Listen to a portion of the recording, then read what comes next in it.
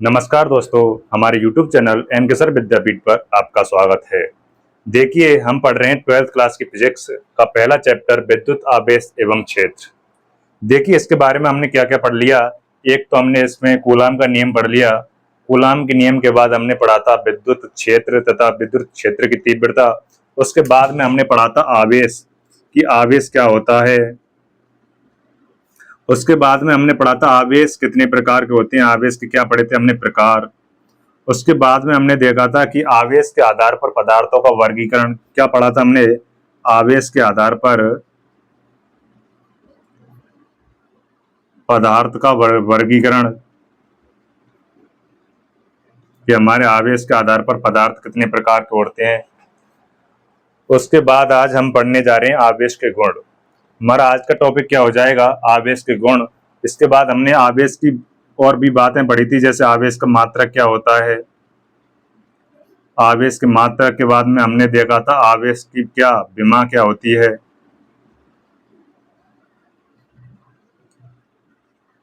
तो ये क्या मेन टॉपिक है।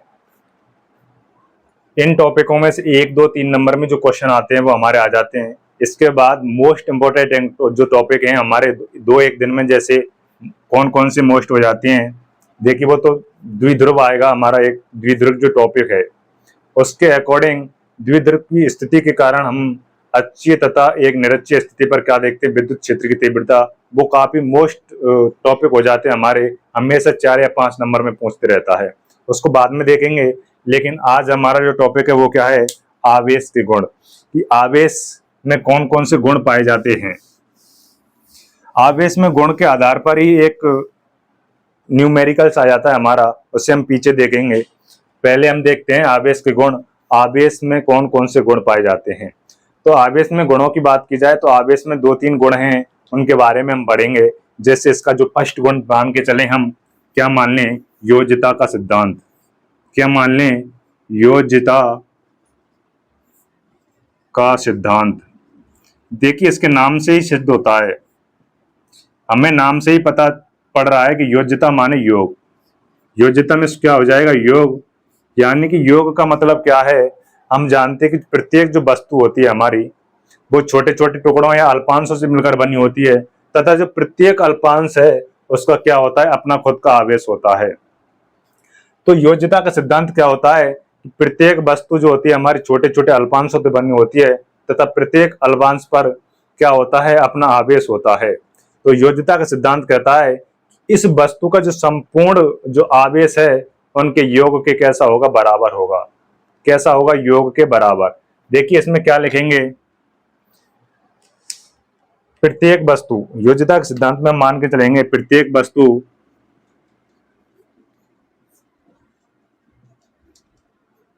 छोटे छोटे अल्पांशों से मिलकर बनी होती है, अल्पांशों से मिलकर बनी होती है।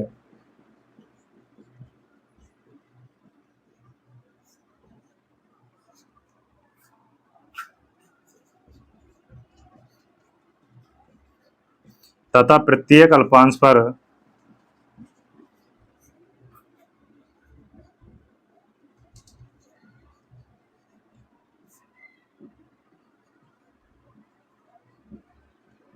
अलग अलग आवेश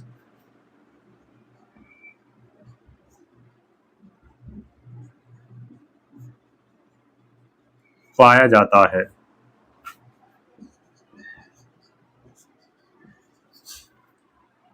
क्या है, इसमें क्या होता है कि प्रत्येक जो वस्तु होती है वो हमारी छोटे छोटे अल्पांशों से मिलकर बनी होती है, और हम जानते हैं कि जो प्रत्येक अल्पांश का क्या होता है, खुद का आवेश होता है, कि उसका खुद का द्रव्यमान होता है।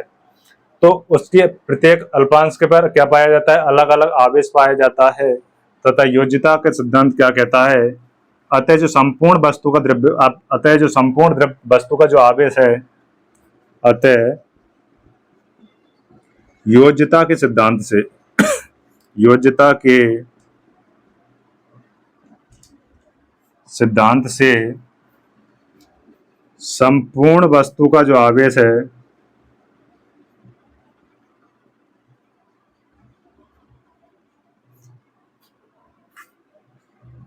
अल्पांशों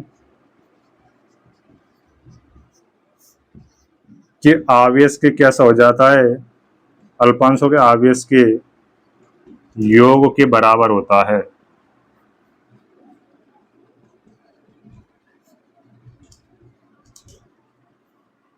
इसका मतलब क्या हुआ, इसका मतलब हुआ कि जो हमारी वस्तु है इस पर कितना आवेश है, क्यू आवेश है।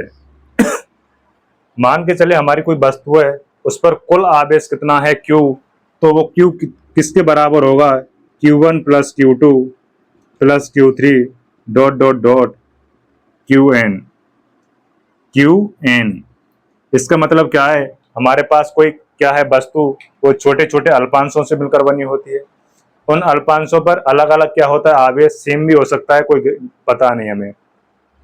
तो जो टोटल आवेश है, संपूर्ण वस्तु का जो आवेश Q है, वो उन छोटे छोटे अल्पांशों को क्या कर देंगे, योग कर देंगे, क्या होगा, उसके बराबर होगा। जैसे मान के चले कोई वस्तु पर कितने आवेश हैं, जैसे उदाहरण मान के चलें, किसी वस्तु पर आवेश मान के चलें +1 +2 -3 -1 +4 -2 +3 +2, ये क्या है, किसी वस्तु पर आवेश है। किसी वस्तु के, यानी कि ये एक Q1 का मान के चले, ये Q2 का मान, ये Q3, ये Q4, यानी कि छोटे छोटे अल्पांशों से मिलकर बनी है, और उन अल्पांशों का आवेश है जो हमारे लिए दे रखा है। तो हमसे कह रहा है कि इस वस्तु पर कुल आवेश निकालें, तो हम क्या निकालेंगे, Q बराबर क्या निकालेंगे, कुल आवेश Q बराबर क्या हो जाएगा, 1 + 2 -3 -1 +4 -2 +4 +2। यहाँ से क्या देखेंगे, जो प्लस प्लस के आवेश हैं उनको हम जोड़ लेंगे, और माइनस माइनस के आवेशों को अलग जोड़ लेंगे। देखेंगे ये 1 + 2 + कितने हो जाएंगे, +3 और +4 +7, 7 और 4 कितने हो जाएंगे, 11, 11 और 2 कितने हो जाएंगे, 13। तो Q बराबर क्या आया, प्लस के तो हो गए कितने, 13, और माइनस के देखेंगे तो -3 -1 -4 हो जाएंगे, और -2, यानी कितने हो जाएंगे, 4 और 2 6, तो माइनस के कितने आएंगे, 6। तो यहाँ से जो टोटल आवेश आएगा वो कितना निकल के आएगा हमारा, 13 प्लस के -6, तो प्लस के कितने बचेंगे, 7। कितने बचेंगे, +7। +7 का मतलब क्या है, इस वस्तु पर हमारा क्या है, धनावेश है। अतः वस्तु कैसी है, धनावेशित है।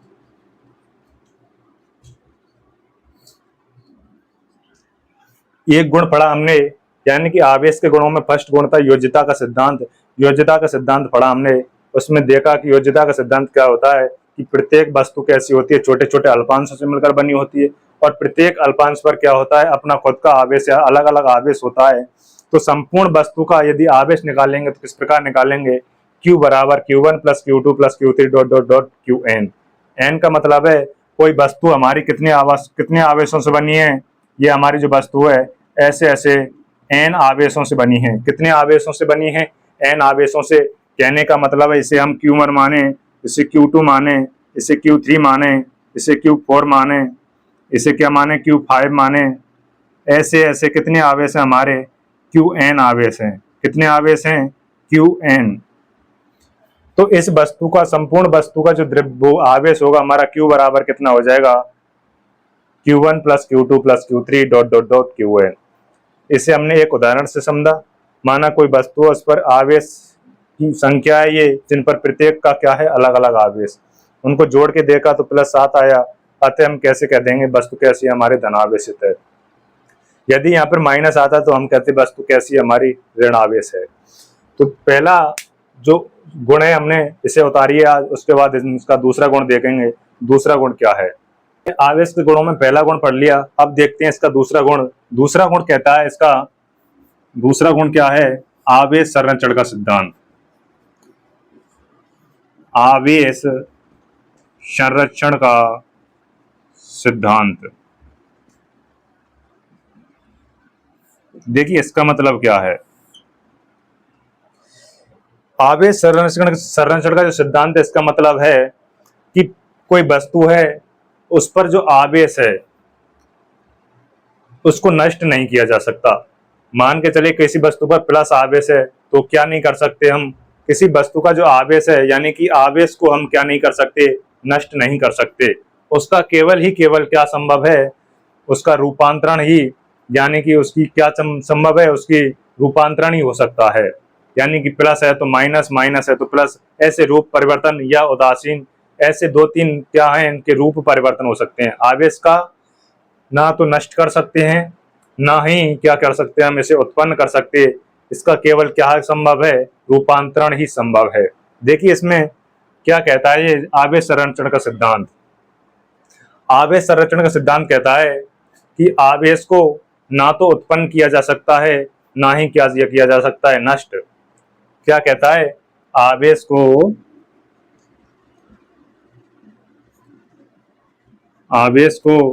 ना तो उत्पन्न किया जा सकता है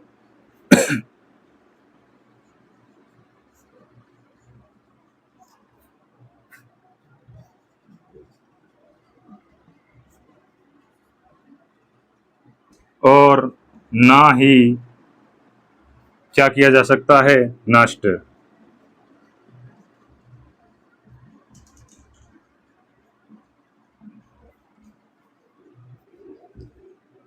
आवेश का केवल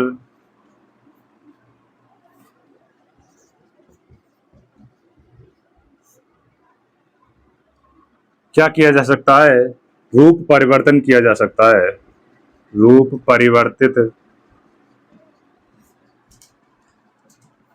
किया जा सकता है। आवेश को ना तो उत्पन्न किया जा सकता है और ना ही क्या किया जा सकता है, नष्ट किया जा सकता है। इसका केवल क्या किया जा सकता है, रूप परिवर्तित या क्या किया जा सकता है, रूपांतरण किया जा सकता है। इसे एक उदाहरण के अकॉर्डिंग समझें तो क्या कहेंगे हम, एग्जाम्पल के लिए मान के चलें,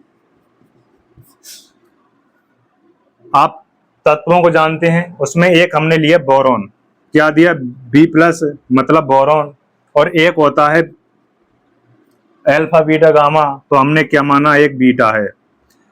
बोरॉन पर भी क्या होता है, प्लस आवेश, क्या होता है, प्लस आवेश, और बीटा पर की क्या होता है, माइनस आवेश।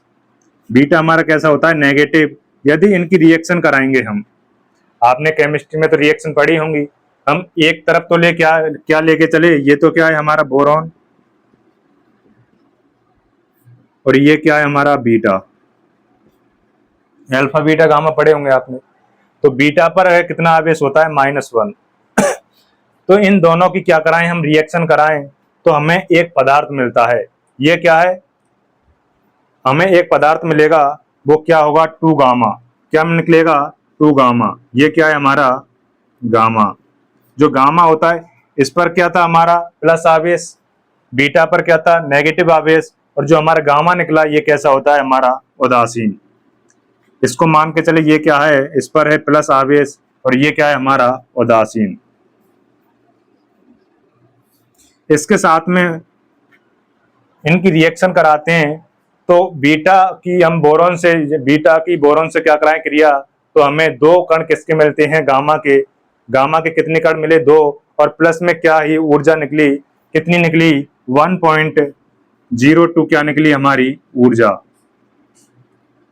क्या निकली, ऊर्जा, जिसका ऊर्जा का मात्रक होता है ईवी। ईवी की बात की जाए, ये ऊर्जा का कैसा मात्रक है, सबसे छोटा मात्रक है। कैसा मात्रक है,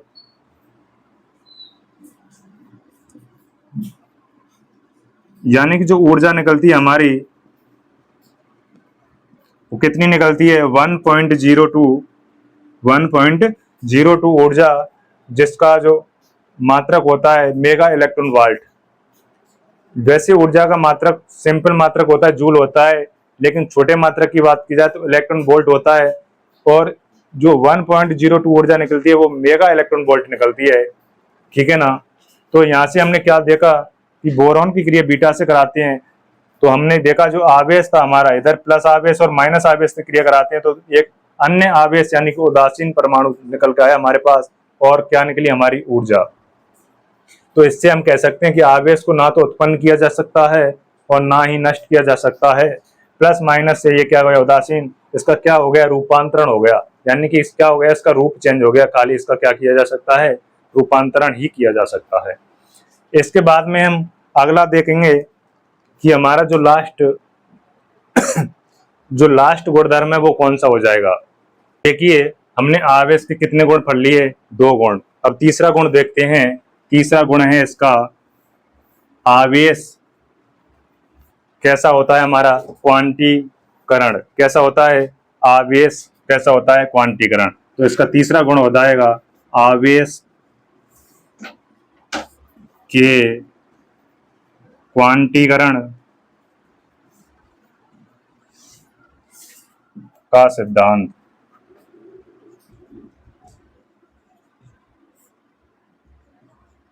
क्वांटीकरण का मतलब होता है आवेश जो होता है हमारा कैसा होता है, पूर्ण संख्या का क्या होता है, पूर्णांक संख्या का क्या होता है, पूर्ण गुणज होता है। क्वांटीकरण का मतलब होता है आवेश हमारा कैसा होता है, पूर्णांक संख्या होती है।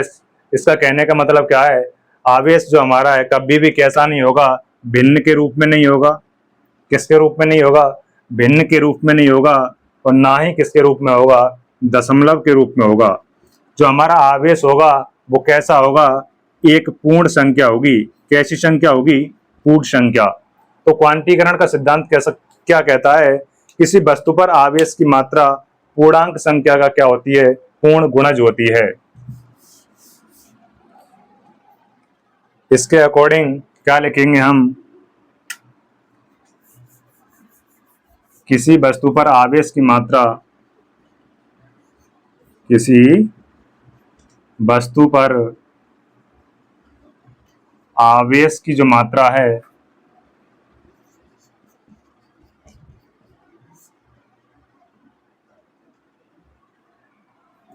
किसी वस्तु पर आवेश की जो मात्रा है वह पूर्णांक संख्या का क्या होती है, पूर्ण गुणज होती है।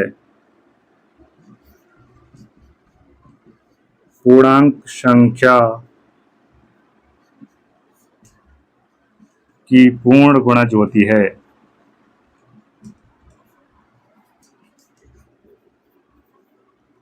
अर्थात किसी वस्तु पर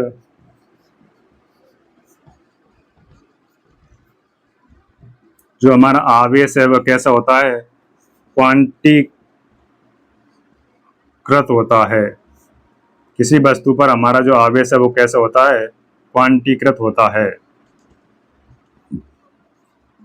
क्वांटीकृत का मतलब है Q बराबर क्या होगा, प्लस माइनस NE। जो हमारा आवेश होगा वो इलेक्ट्रॉन की संख्या का क्या होगा, पूर्ण गुणज होगा। यहाँ पर Q क्या है हमारा, Q बराबर है आवेश, N बराबर है इलेक्ट्रॉन की संख्या, N बराबर क्या है, पूर्णांक संख्या,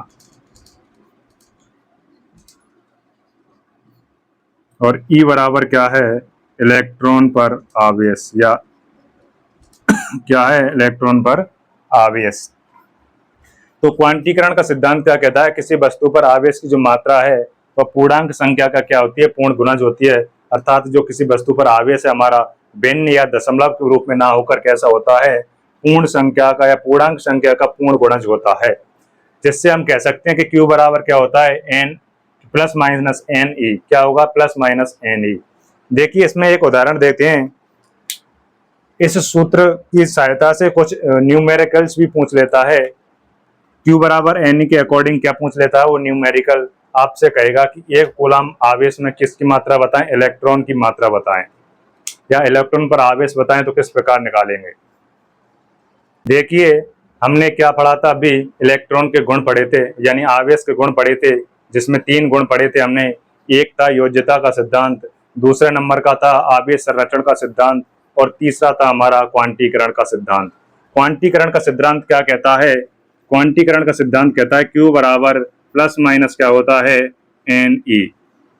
किसके अकॉर्डिंग, आवेश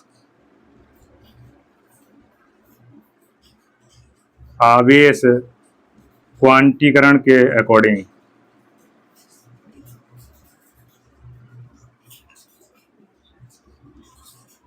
सिद्धांत से क्या होता है Q बराबर plus minus n e. Numericals कैसा आता है अब लिए कि आपसे कहेगा, क्या कहेगा, एक कूलम आवेश के लिए, यानी एक कूलम आवेश में इलेक्ट्रॉन की क्या निकालें आप, मात्रा निकालें। क्या कह देगा आपसे, एक कूलम आवेश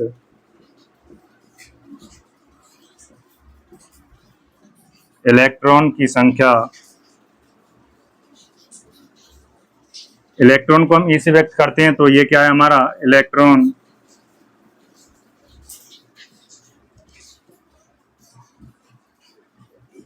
संख्या ज्ञात करें। तो आपका न्यूमेरिकल्स बना, एक कूलम आवेश में इलेक्ट्रॉन की क्या करवा रहा है, संख्या ज्ञात करवा रहा है। तो इसे किस प्रकार करेंगे, हमारे पास क्या दे रखा है, क्वांटीकरण सिद्धांत Q बराबर क्या होता है, प्लस माइनस एन ई।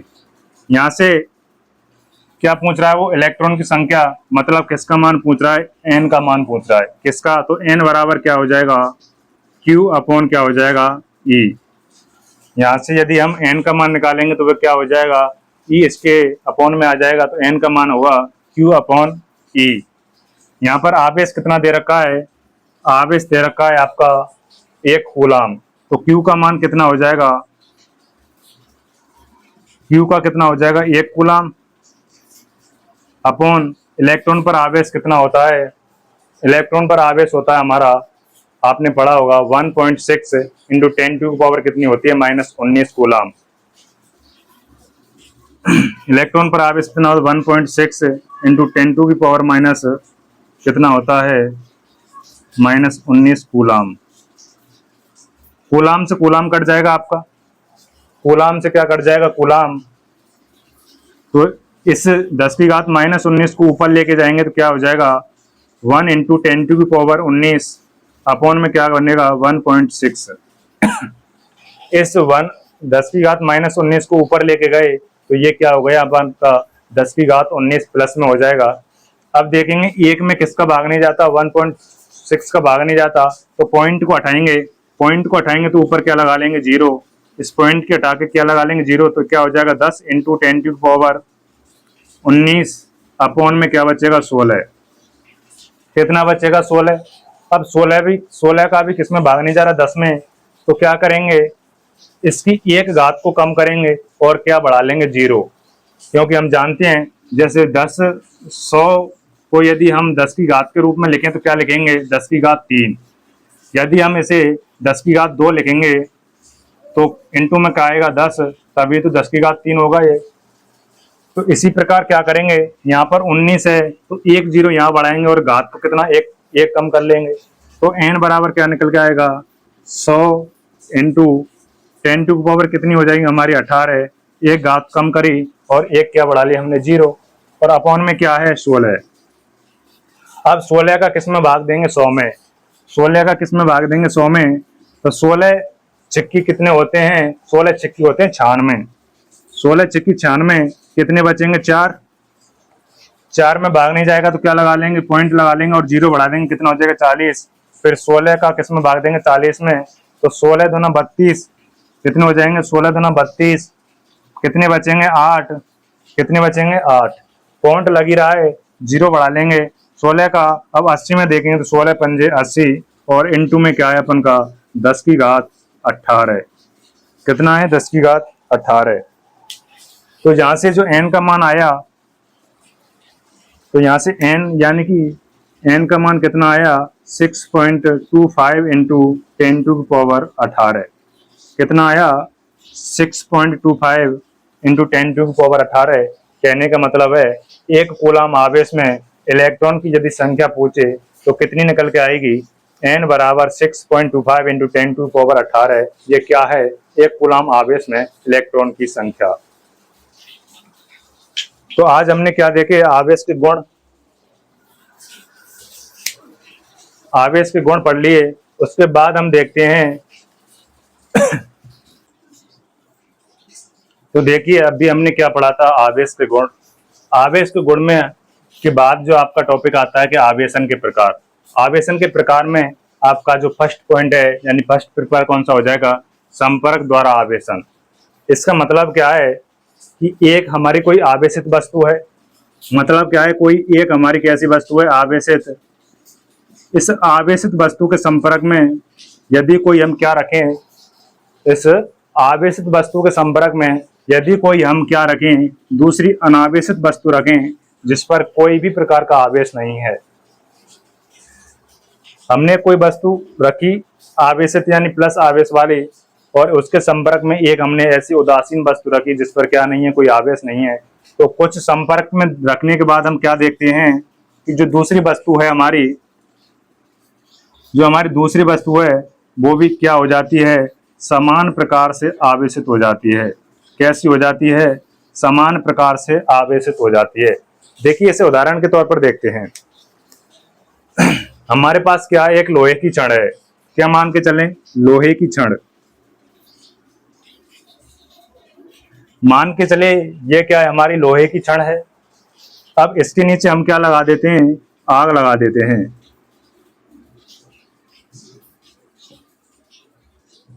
यहां पे हमने क्या लगा दी, आग लगा दी।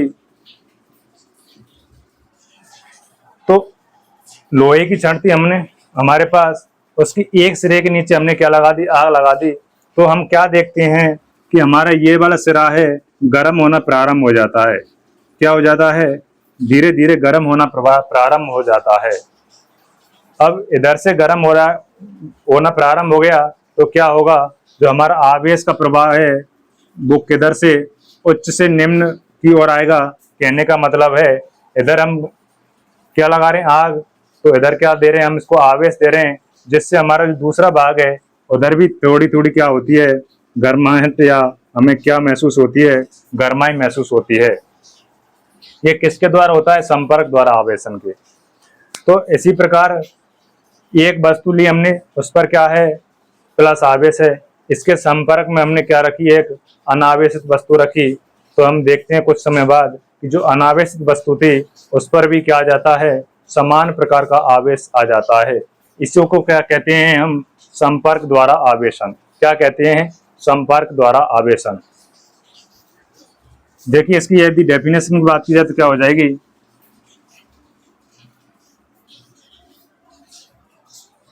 जब किसी आवेशित गोले को या वस्तु मान के चलें,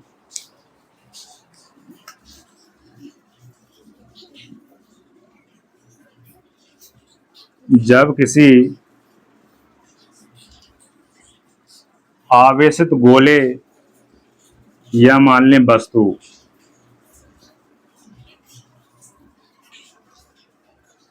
दूसरे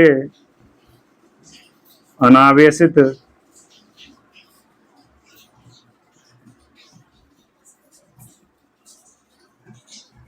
गोले के संपर्क में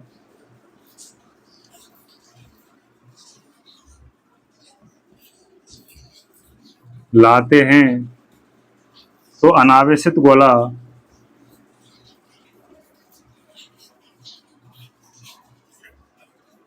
अनावेशित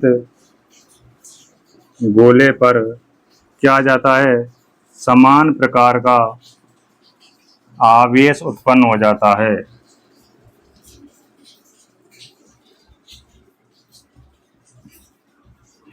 इससे ही क्या कहते हैं हम, संपर्क द्वारा आवेशन कहते हैं।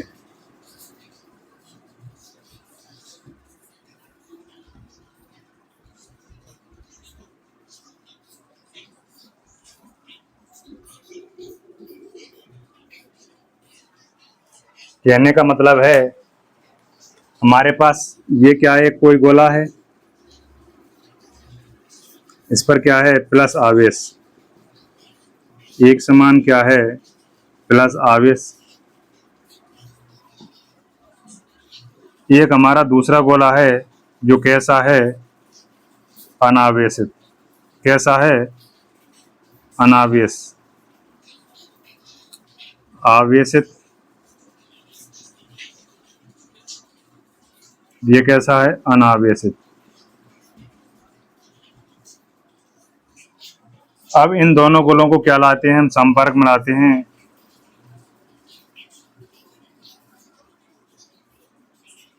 संपर्क में मतलब इसे टच कराएंगे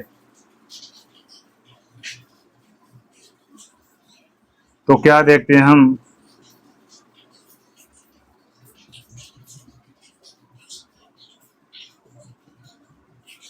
ये यहाँ पर क्या क्या कराया हमने, इनका संपर्क कराया।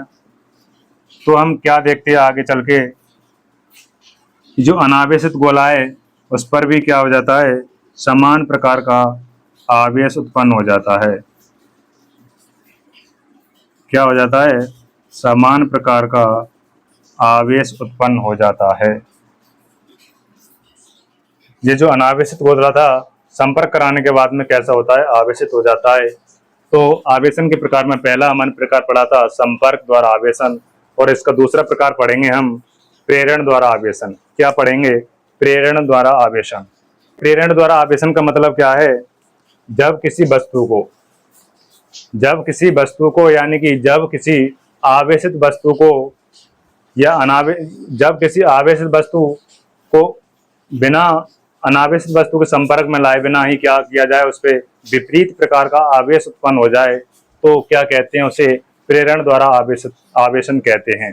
देखिए इसका मतलब क्या है, किसी आवेशित वस्तु को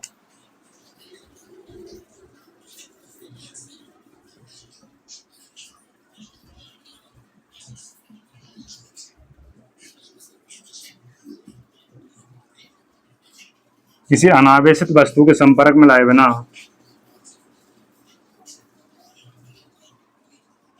किसी अनावेशित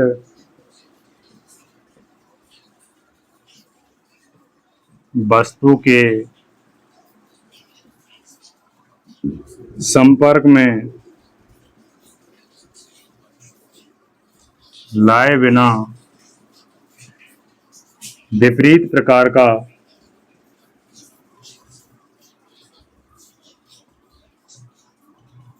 आवेश उत्पन्न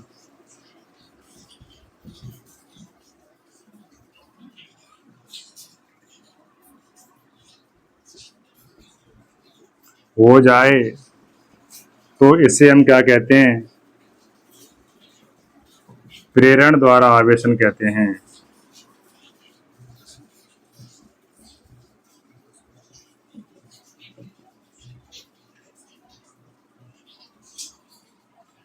देखिए चित्र के हिसाब से समझेंगे,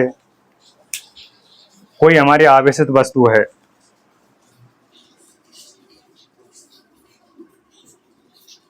ये क्या है, कोई हमारे आवेशित गोला है या वस्तु है, इस पर क्या है, समान प्लस आवेश है। पास में ही एक कैसी हमारी अनावेशित वस्तु है। अनावेशित वस्तु का मतलब क्या है, जितना इस पर प्लस आवेश है, जितना इस पर क्या है माइनस आवेश, उतना ही क्या है इस पर प्लस आवेश। ये तो कैसी है, आवेशित, और ये कैसी हमारी अनावेशित। अनावेशित क्यों है, क्योंकि इस पर प्लस आवेश जितना है उतना ही क्या है, माइनस आवेश है। प्लस आवेश माइनस आवेश को क्या कर देगा, समाप्त कर देगा। तो हमारे पास जो वस्तु बचेगी वो कैसी बचेगी, उदासीन या अनावेशित वस्तु। तो इनमें क्या कराएं हम, प्रेरणा द्वारा देखते हैं क्या होता है इनमें। प्रेरण होता है, तो प्रेरण के अकॉर्डिंग तो जो हमारी अनावेशित वस्तु है उस पर क्या आ जाता है,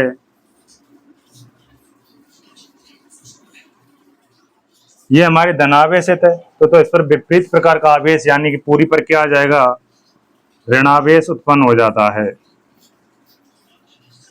क्या हो जाता है, ऋणावेश उत्पन्न हो जाता है। वो कैसे होता है, क्योंकि जो हमारा यहाँ से प्लस आवेश था वो कहाँ हो जाता है, हमारा भू संपर्कित हो जाता है। क्या हो जाता है, भू संपर्कित।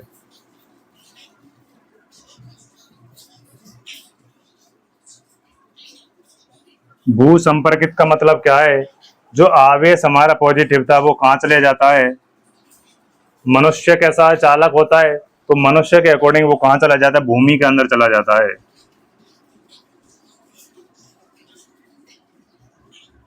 तो विपरीत प्रकार का आवेश क्या निकल के आया हमारे पास, विपरीत आवेश।